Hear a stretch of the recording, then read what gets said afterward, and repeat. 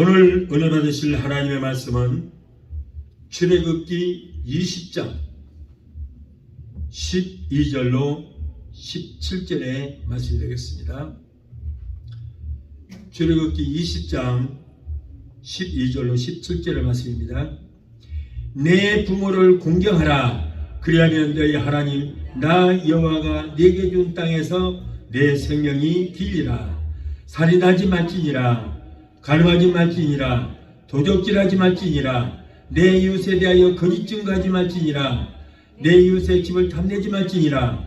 내 이웃의 아내나 그의 남종이나 그의 여종이나 그의 소나 그의 낙이나 물은 내 이웃의 소유를 탐내지 말지니라. 아멘. 기도하시겠습니다. 잠조시도 아버지 감사합니다. 오늘 또 부족한 종 세우셔서 하나님 말씀을 대언하게 하여 주시니 감사합니다. 오늘 특별히 어버이날을 맞이하여 아버지 귀한 말씀을 전하고자 합니다. 성령께서 종의 입술에 기름부심이 넘치게 되게 도와주시고 성령님 도와주시고 함께하여 주셔서 전해지는 말씀을 통하여 피차에 은혜 받는 시간 되게 도와주시옵소서. 예수님의 이름으로 감사하며 기도합나이다. 아멘. 할렐루야. 오늘은 어버이날로 지키는 마더스데이 주일입니다. 여러분의 가슴에 단 카네션의 향기가 이곳 시애틀의 자연의 향취와 더불어서 하나님의 놀라운 사랑을 나타내고 있습니다. 필라델피아에 살았던 안나 자비스라고 하는 사람이 1907년에 돌아가신 어머니의 그 어머니를 추모하면서 빨간 카네이션을 묘지 앞에 바쳤습니다. 안나의 갸륵한 효성이 고향 마을에 널리 알려지면서 마침내 미 의회가 1913년에 어머니 날로 제정하게 되어 어머님의 사랑을 추모하고 감사하는 날로 지정하게 되었던 것입니다. 어머니가 생전에 있는 사람은 빨간색이나 분홍색 카네이션을 가슴에 달았습니다. 그리고 어머니가 돌아가신 분은 흰 카네이션을 다는 것이 하나의 관례로 있었던 것입니다. 미국에서는 매년 5월 둘째 주일, 바로 오늘입니다. 오늘을 어머니 날로 정하였고, 그리고 6월 셋째 주일을 아버지 날로 지키는데, 우리의 조국 대한민국에서는 1974년 그때부터 5월 8일 어머니 날을 폐지하고 오늘날까지 어버이날로 어머니 날과 아버지 날을 한꺼번에 지켜지고 있습니다. 그런데 성경적으로 보면 어버이날이 많은 것 같습니다. 오늘 본문의 12절에 보니까 10계명 중 5번째 계명이 기록되어 있는데, 여기에 보면은 내 부모를 공경하라 그랬거든요. 내 어머니를 공경하라 하지 않고 너희 어머니 아버지 부모를 공경하라. 그리하면 너희 하나님께서 내게 준 땅에서 내 생명이 길리라.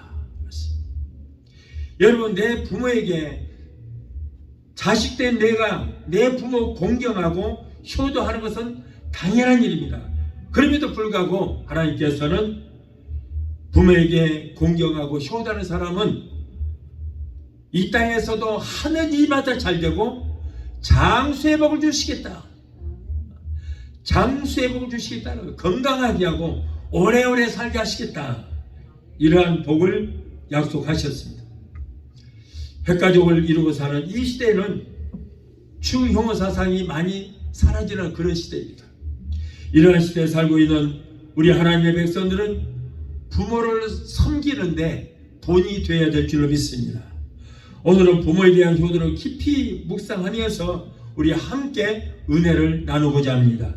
자, 첫째로 이 계명은 하늘에 속한 윤리이다. 하늘에 속한 윤리이다.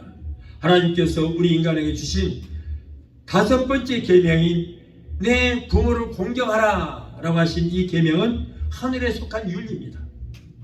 혹여 요즘 시대에 태어난 젊은 사람들의 생각 속에는 부모에게 효도해야 된다고 강조하면 그것은 공자시대나 거론해야 할 봉건력이고 구시 캐캐먹은 옛날 윤리제도이지 요즘같이 과학이 최첨단을 걷는 시대에 걸맞지 않은 사상이라고 그렇게 할지 모르겠지만 여러분 그것은 너무나 잘못된 생각입니다.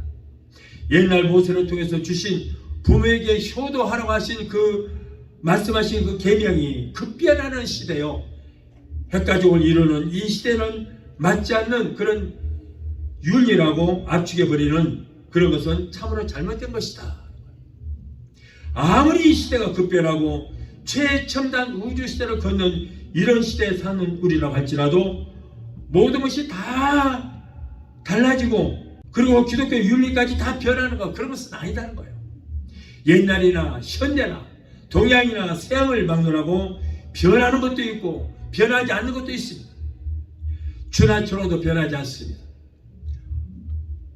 부모에게 효도하라 하신 이 하나님의 말씀도 저 하늘이 무너지고 여러분 이 땅이 꺼지기 전까지는 1.1도 변하지도 않고 없어지지도 않는 것입니다.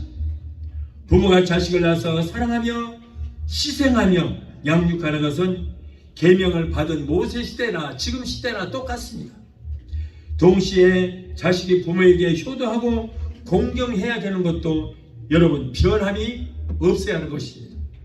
이것은 창조의 질서에 속하는 하나님의 법칙이기 때문에 절대 변질되어서는 안 된다는 말씀이십니다.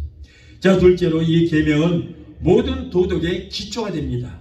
십계명은 하나님께서 모세에게 시내산에서 2개의 돌판에다가 새겨주신 인간이 꼭 지켜야 할 도리를 새겨주셨습니다. 첫 번째 돌판인 십계명에는 1계명부터 4계명까지 기록되어 있습니다. 자, 그런데 이것은 뭐예요? 수직관계, 인간과 하나님과의 관계에서 지켜야 할 도리를 거기에 새겨놓았습니다. 모든 인간은 창조주 하나님만을 잘 섬겨라 그런 말씀입니다. 오직 하나님만을 섬겨라. 다른 신들을 섬기지 말라. 다른 신들 하늘에 있는 것이라 땅에 있는 것이라 땅 아래에 있는 것이라 땅 속에 있는 물 속에 있는 어떤 형상이든지 만들지 말고 그들에게 섬기지 말고 그들에게 절하지 말라. 대전 나 여호와는 너 여호와는 하나님인즉 내 말을 듣지 않고 다른 우상을 만들어 섬기고 그들에게 절하고 그들에게 빌고 하면은 자손 3, 4대까지 저주가 임한다. 그러므로 나는 질투하는 하나님인즉 오직 나만 잘 섬기라는 거예요. 하나님께서는 다른 거 섬기지 마라. 하나님 외에 무엇이든지 더 하나님을 더 사랑하고 하나님보다 더 사랑하고 그것을 더 소중히 여기면 그것이 우상이 된다. 하나님보다 물질을 더 사랑하면 그 물질이 우상이 된다. 하나님보다 자식을 더 사랑한다면 그 자식이 우상이 된다. 무엇이든지 하나님 외에 놓지 마라. 오직 하나님만을 다 섬겨라라고 1계명부터 4계명까지 오직 인간은 하나님만 섬기라고 말씀하고 있어요. 그리고 다음 5계명부터 10계명까지는 수평적인 관계, 인간과 인간 간의 관계에서 지켜야 할 도리를 기록하고 있습니다. 10계명 돌판이 2개입니다. 하나는 인간과 하나님과의 관계에서 지켜야 할 도리, 두 번째 돌판에는 수평적인 인간관계에서 지켜야 할 계명을 주셨는데 두 번째 돌판에 첫 번째 계명이 뭐예요? 5계명인데 첫 번째 계명이 내 부모를 공경하라. 첫 번째 돌판의 첫 번째 계명은 하나님만을 잘 섬기라는 거예요. 두 번째 돌판의 첫 번째 계명은 내 부모를 잘 섬기라는 거예요. 잘 섬기라. 다시 말해서 10가지 계명 중 1계명에서 4계명까지는 인간이 하나님만을 섬기라는 거예요. 하나님을 섬기는 방법에 대해서 알려주셨고 5계명부터 10계명까지는 인간과 인간 간의 관계에서 지켜야 할 도리가 있는데 거기에 보면 첫 번째가 부모에게 효도하라는 거예요. 에베소서 6장 2절에 내 아버지와 어머니를 공경하라. 이것이 약속이 있는 첫 계명이다. 내 부모를 공경하는 것이 두 번째 돌판의 첫 번째 계명이 바로 내 부모를 공경하라는 것이다. 그런데 이 계명은 굉장히 중요합니다. 그 이유는 왜 그래요? 약속이 있는 첫 계명이기 때문이다. 약속이 있는 첫 계명이기 때문이다. 그렇다면 어떤 약속? 여기에 약속이 있어요. 꼭 우리 하나님은 무엇을 하든지 전제 조건이 꼭 있습니다. 그래서 여러분, 이 땅에서 네가 복받고 잘 살려면은 내 부모를 공경하라. 그러면은 어떤 것이 약속이 되어 있는가? 이는 네가 이 땅에서도 잘되고 땅에서 장수하는 복을 받을 것이다. 부모를 잘 섬기고 부모에게 효도하면은 여러분, 이 땅에서 손으로 하는 모든 일들이 다 잘 된다. 다 잘 되고, 그리고 이 땅에서 몸도 아프지 않고 건강하게 오래오래 100세 시대 100세 넘어서까지 살 수 있다. 그래서 오래오래 살고 싶으신 분은 여러분 부모에게 효도하시기 바랍니다. 이렇게 인간관계에서 맨 먼저 해야 할 일은 어머니께 효도하는 일이고, 효도하면은 복이 약속된 첫 계명이다. 그렇다면 여러분, 내가 복받기 위해서 부모에게 효도하라는 그런 말씀이 아니라 내가 부모에게 효도하는 것은 당연하지 않습니까? 그래서 내 부모에게 효도하면은 보상으로 위로부터 보상이 내려온다. 어떤 보상? 이 땅에서 하느님마다 잘되고 그리고 장수의 복을 주시는 그런 보상이 지금 위에서부터 내려올 수 있다는 거예요. 그러므로 부모에게 효도하는 사람 치고, 부모에게 효도하는 사람 치고 가난한 사람이 없다라는 거예요. 부모에게 효도하는 사람 모두가 다 이 땅에서도 많은 사람들에게 이름도 알리고 이 땅에서도 그래도 하나님께서 귀하게 다 훌륭하게 만들어 주시는 거예요. 사실 5번째 계명을 지키면은 6번째, 7, 8, 9, 10번째 계명까지 지키기가 쉽습니다. 5번째 계명이 부모에게 효도하는 사람은 6번째 계명부터 10번째 계명까지를 잘 지켜서 부모를 기쁘시게 해드릴 수 있지만, 그러나 반면에 5번째 계명을 지키지 않은 사람은 이 땅에서도 아주 무시무시한 살인, 강도, 도적질, 거짓 증거 이런 할 수 있고 무슨 죄나 다 범할 수 있는 거예요. 그래서 이 땅에서 흉악범들을 보면은 다 부모에게 불효막심한 자들이에요. 효도하는 사람이 없습니다. 그러나 5계명이 부모에게 효도하라는 계명을 지키는 사람은 부모가 걱정할까 봐서 나쁜 짓을 하지 못합니다. 내 부모의 마음에 상처 줄까 봐서, 걱정하실까 봐서 범죄를 저지르지 못합니다. 그래서 항상 부모를 기쁘시게 하는 일만 할 수 있다는 거예요. 그러므로 5번째 계명은 모든 도덕과 기독교의 윤리의 기초가 되는 아주 중요한 계명인 것입니다. 자, 셋째로 이 계명은 신앙의 첫 열매를 요구하는 계명인 것입니다. 제가 앞에서 말씀드렸듯이 하나님께 대한 계명을 지키는 사람은 믿음이 아주 돈독한 사람이에요. 믿음이 좋은 사람들인 것입니다. 신앙이 있고 하나님을 사랑하는 사람이라면 그 증거가 제일 먼저 뭐예요? 부모를 공경하는 열매를 맺는 삶을 사는 사람입니다. 요한 1서 4장 20절에 보면은 너희가 보이는 형제를 사랑하지 못하면서, 너희가 보이는 부모를 사랑하지 못하면서 어떻게 보이지 않는 하나님을 사랑한다고 하느냐? 눈에 보이는 육신의 부모를 사랑하지 못하면서, 눈에도 보이지 않고 손에 잡히지 않고 아무런 흔적도 보이지 않는 하나님을 사랑한다고 고백하는 것은 그건 거짓말이다. 거짓말이다.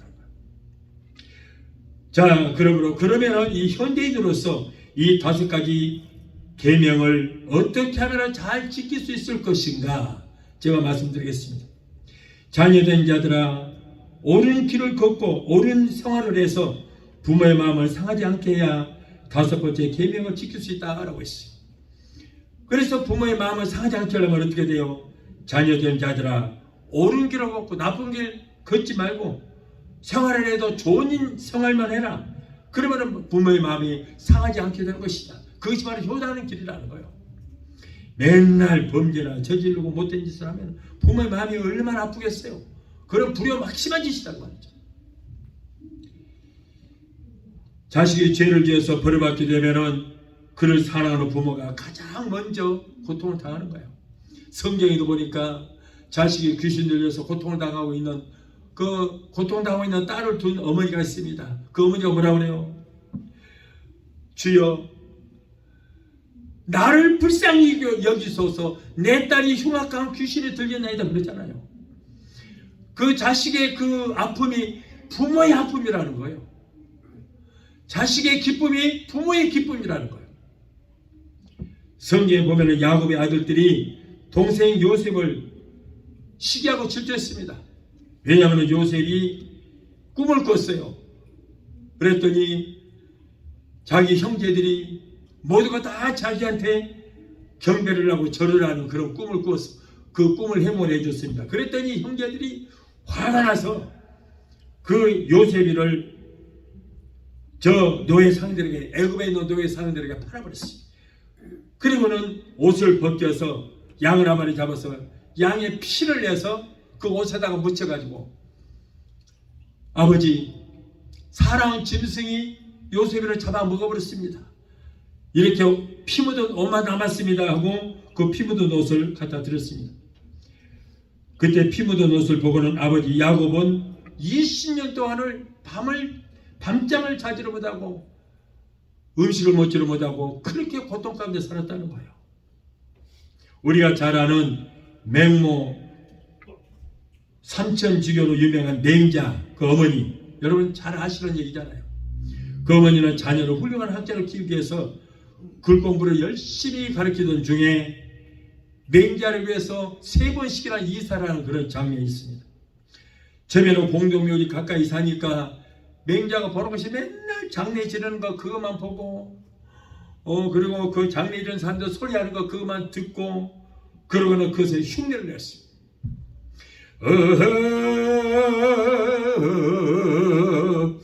이제 가면 언제 오나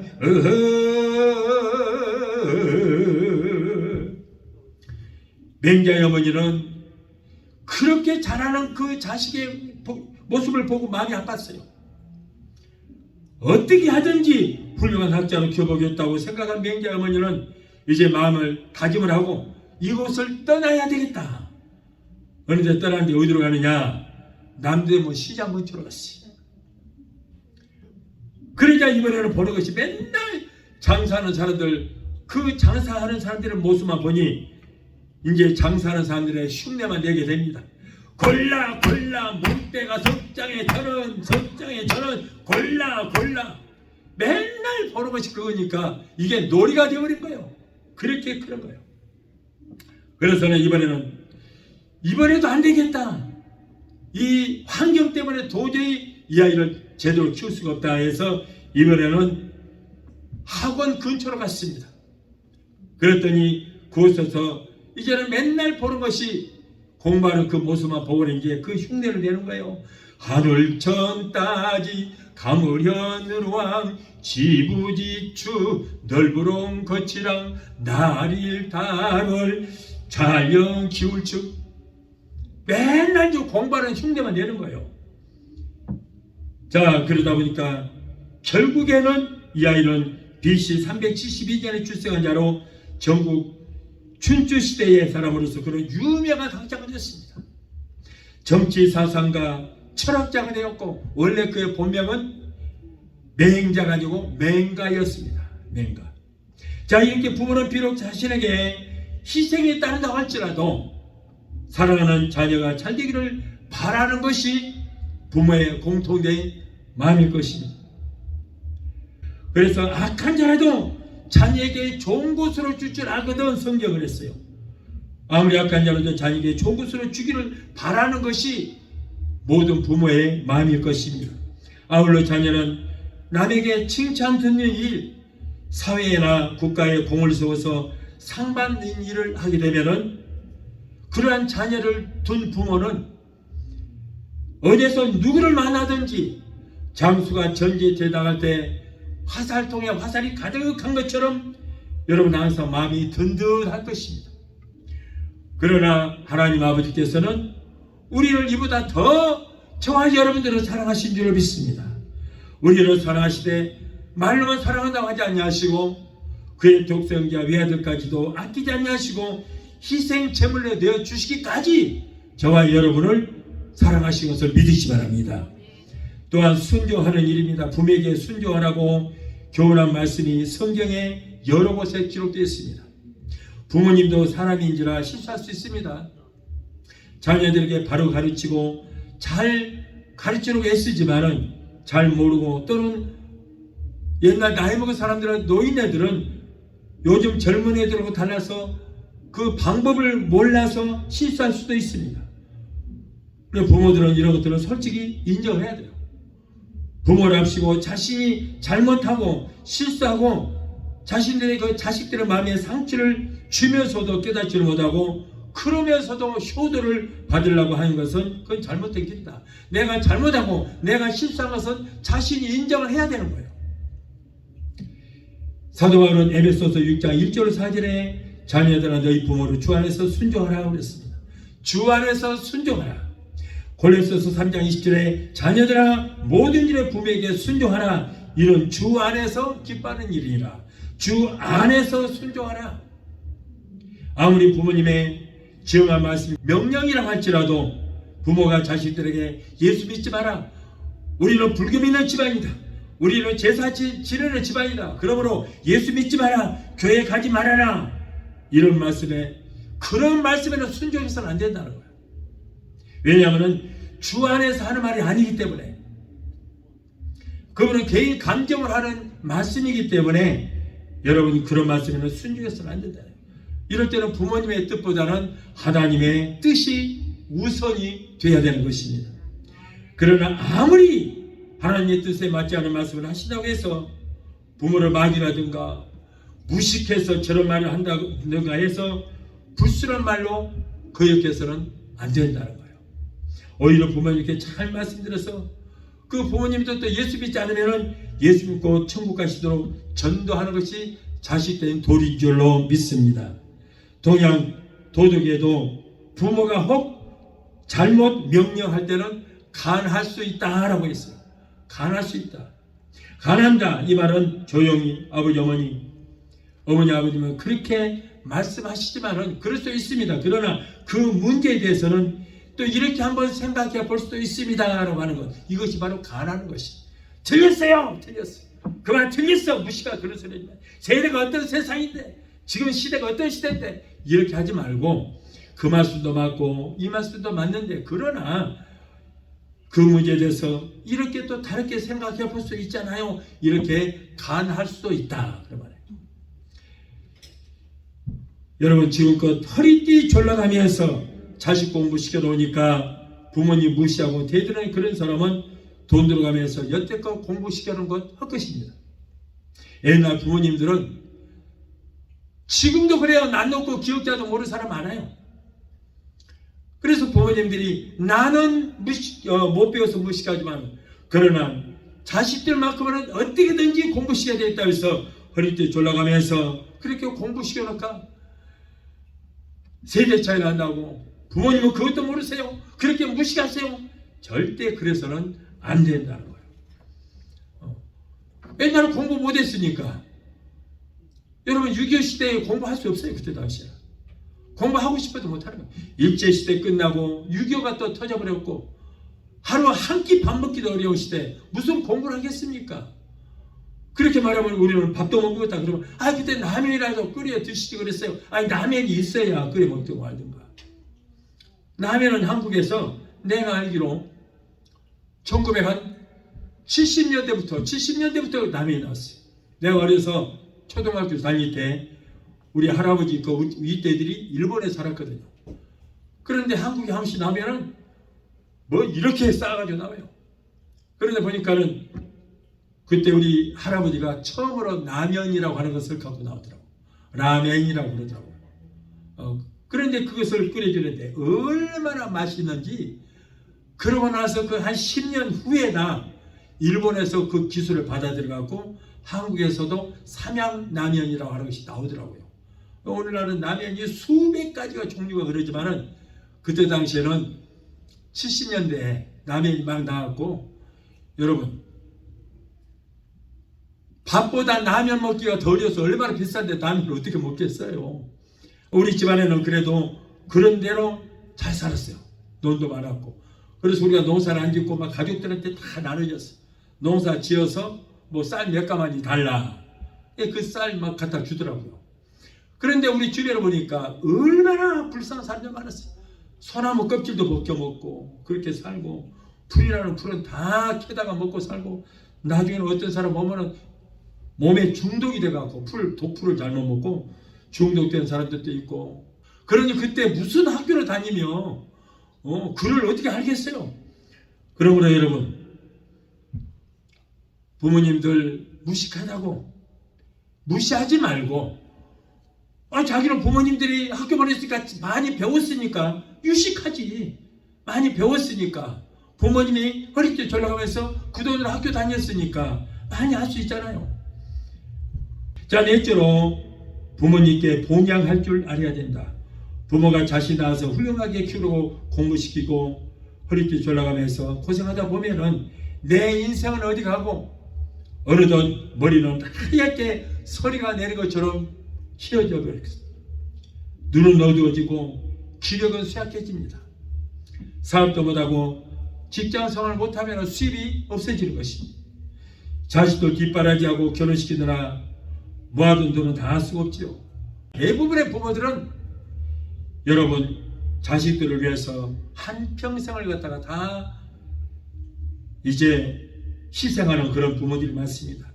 그러다 보면은 머리는 휘어지고 눈은 어두워지고 기력은 쇠하게 됩니다. 옛날에는 사업도 했지만 그러나 사업도 못하고 직장에서 못하면 이제 수입이 끊어집니다.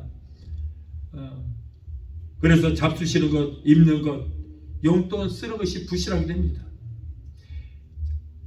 여러분, 미국에서는 참 감사한 것이 그래도 사회보장제도가 잘 돼서 그런 대로 소셜 시큐리티가 잘 나와서 큰 돈은 아닙니다만 그래도 어느 정도 살 수 있도록 미국이 보장해 주지만은 그러나 한국에는 그렇지 않습니다.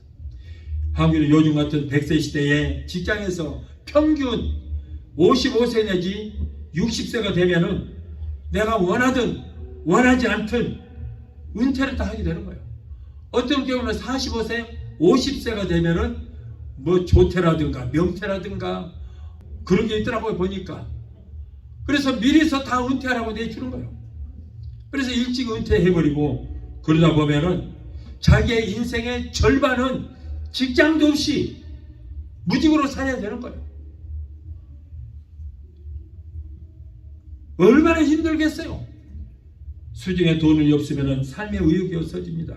그래서 한국에서 한때 잘 나가던 사람들도 이렇게 어려운 나이 먹고 그러니까는 니아까 끌고 다니면서 무슨 뭐 박스도 줍고 종이도 줍고 그렇게 해서 연명하는 사람들도 많이 있더라고요.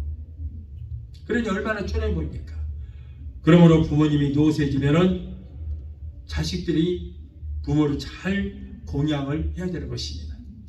기독교 윤리는 살아계신 부모님께 효도하라고 하지만은 유교 사상은 죽은 부모님께 제사 잘 지내고 묘자리 잘 써서 하는 것이 그것이 효도다. 그렇게 되면은 복을 받는다. 이렇게 가르치거든요. 그래서 옛날에 믿지 않은 우리 조상들 보면은 산 효도를 못해도 죽은 효도는 아주 잘했습니다. 부모님 살아계실 때는 멸치 국물도 제대로 못해드리다가 돌아가시면 소도 잡고 돼지도 잡고 피까지 얻어서 동네 사람 모조리 불러다가 밤새가면서 잔치를 베풀고 먹고 마시고 하는 도저히 이해가 안 되는 그런 일들을 많이 했어요. 부모님 살아계실 때, 저와 여러분들은 부모님 살아계실 때 잘 섬겨야 될 줄로 믿습니다. 돌아가시면 무슨 소용이 있어요? 아무 소용없어요. 정말 돌아가신 부모님의 영원히 제삿날 찾아오셔서 제삿밥 잘 잡수신다면은 왜 1년에 한 번만 그날에만 제삿날 제삿밥을 차려드려야 되겠습니까?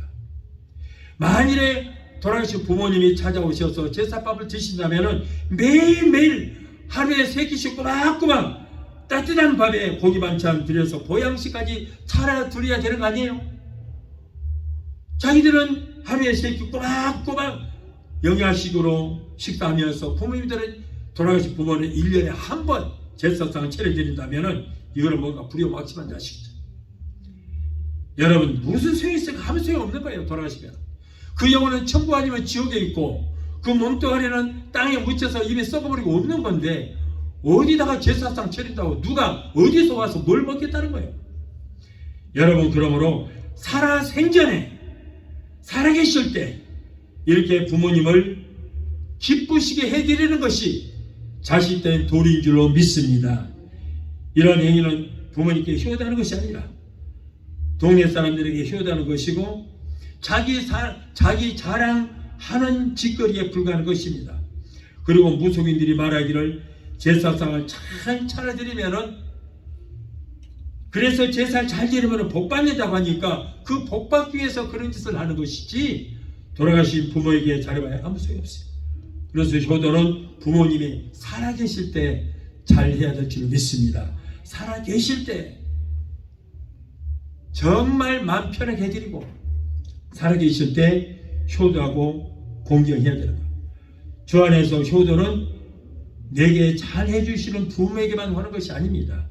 부모가 내게 섭섭하게 해 주었을지라도 우리는 그럴지라도 부모에게 효도를 해야 된다. 연습하는 부모님들은 언제 돌아가실지 모릅니다. 지금 보기에는 건강해 보이니까 괜찮을지 알지만 절대 여러분 방심하면 안 되는 거예요. 그래서 한국에서는 아침에 어르신들 만나면은 밤새 안녕하셨습니까? 라고 인사하잖아요. 밤새 죽지 않고 살아나오셨습니까? 라는 인사예요. 이게 자다가도 갈 수 있는 것이고, 뭐 지금 세상에도 그래요. 물론 젊은 사람들도 길을 가다가도 그냥 팍 쓰러져 죽더라고요. 그러니 나이 드신 부모님들은 언제 가실지 모르는 거예요. 아까도 우리 그리스 모매님하고 이런 대화를 했습니다만은, 저는 그래서 항상 준비하고 살아요. 어떤 준비? 오늘이 내 마지막이라고 하는 그런 마음 자세로 죽음을 대비하고 산다 그런 말이에요. 죽음 어디 갈지 모르니까. 여러분, 그러므로 연습하는 부모님들은 지금은 뭐 건강해 보이지만 그러나 언제 가실지 모릅니다. 오늘이 마지막이 될 수 있는 거예요. 저도 강대상에 있으면은 오늘이 마지막, 오늘 설교가 마지막 설교다는 그런 마음으로 나는 설교합니다. 왜냐하면 다음 주에 우리가 못 만날 수도 있기 때문인 것입니다. 내 개인의 종말을 맞이할 수도 있고요. 그리고 우리 우주적인 종말을 맞이해서 우리 주님 오실 때 우리 들림 맞을 수도 있기 때문에 오늘이 내 인생의 마지막이 될 수 있다는 거예요. 우리가 어려서부터 늘 불렀던 노래가 생각납니다. 양동주 작사 이홍렬 작곡의 어머니의 마음이라는 노래가 있습니다. 나실 때 괴로움 다 잊으시고 기르실 때 밤낮으로 애쓰는 마음, 진자리 마른 자리 가라뉘시며 손발이 다 닳도록 고생하시네. 하늘 아래 그 무엇이 넓다 하리요. 어머님의 희생은 가히 없어라. 부모님 살아서 여러분 생계를 계신다는 것이 얼마나 큰 축복인지 몰라요. 많은 사람들이 부모님이 돌아가신 후에야 그때서 돌아가신 그 부모님의 은혜를 뼈저리게 느끼고 후회합니다. 그러나 아무리 울어도 아무리 후회해도 여러분 부모님들 한 번 세상을 떠나면 모든 것이 다 그것으로 끝입니다. 돌이킬 수 없습니다. 세상은 무엇이고 다 습해가 있습니다. 그런데 부모님만큼은 습해가 없습니다. 한 번 왔다 가버리면 그만입니다. 두 번 다시 볼 수 없습니다. 아무리 불러봐도 소용없습니다. 그러면 여러분 살아계실 때 잘하십시오. 살아계실 때 잘하십시오. 살아계실 때 한 번이라도 찾아보고, 살아계실 때 자주 만날 수 없으면 부모님들이 한국에 계시면 전화로 대해서 안부라도 묻고 살아계실 때 잘하십시오. 살아계실 때 잘할 걸 껄껄하지 마시고 후회하지 마시고 살아계실 때 잘하십시오. 여러분, 어머니, 아버지라고 부를 수 있는 부모님이 살아계신다는 것이 얼마나 큰 축복인지 몰라요. 저는 어머니, 아버지라고 부를 수 있는 부모님이 계시지 않습니다. 그러므로 우리는 부모님이 이 세상 살아계실 때에 우리는 가까이 찾아볼 수 있고, 그리고 모신 것을 축복으로 여기고 공경하는 사람이 되어야 될 줄 믿습니다. 아무리 나이 많은 부모님이라 할지라도 그래도 옆에 계신 것이 마음이 든든합니다. 마음이 든든한 거예요. 돌아가시면은 그래도 한쪽이 허전한 것입니다. 여러분, 5번째 계명을 다 한번 새겨봅시다. 5번째 계명이 뭐예요? 내 부모를 공경하라. 그래야하면 너희 하나님 나 여호와가 네게 준 땅에서 내 생명이 길리라 라고 했습니다. 할렐루야. 우리 찬양 한곡 하시고 기도하시겠습니다.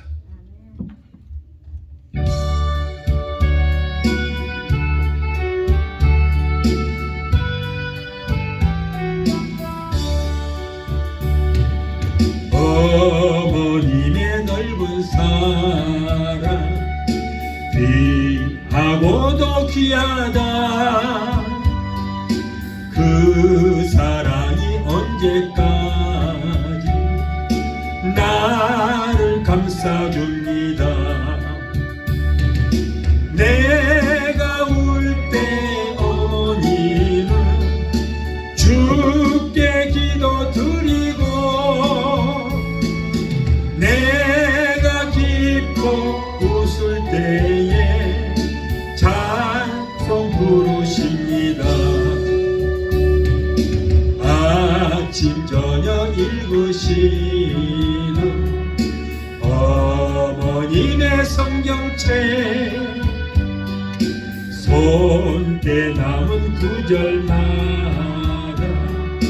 모습 본 듯합니다. 믿는 자는 누구든지 영생함을 얻으리. 외워주신 귀한 말씀 이제 힘이 됩니다. 홀로 누워 괴로울 때, 헤매다가 지칠 때 부르시던 찬송소리 귀에 살아옵니다. 방 속에서 샘물 나고 바무지가 꽃피니 예수님과 동행하면 두려울 것 없어라. 온유하고 겸손하며 올바르고 굳세게 어머니의 뜻받들어 보람있게 살리다. 분파많은 세상에서 선한 싸움 싸우다 생명신에 흐르는 곳 길이 함께 살리. 기도하시겠습니다. 돌아가신 하나님 아버지, 오늘 어버이날을 맞이하여 귀한 말씀 주심을 하나님 감사합니다.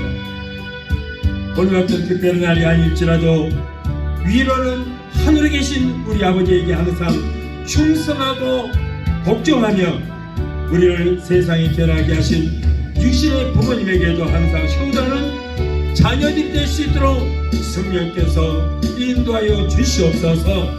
예수 이름으로 감사하며 기도하옵나이다. 아멘. 지금은 우리를 죄에서 구원하신 우리 주 예수 그리스도의 구원하신 은혜와 아들까지도 아끼지 아니하시고 우리를 위해서 주시기까지 우리를 사랑하시는 아버지 하나님의 그 극진하신 사랑과 보혜사 성령님의 내주 교통 충만 역사하심의 은혜가 오늘 마더스데이 예배 참석하여 말씀으로 은혜 받고 돌아가는 귀한 성도들의 가정과 가족과 직장과 사업장과 자녀들과 생활과 모든 범사에 각자 섬기는 교회 위에 베데스다 순복음교회 지금부터 영원토록 함께 하시기를 간절히 축원하옵나이다. 아멘.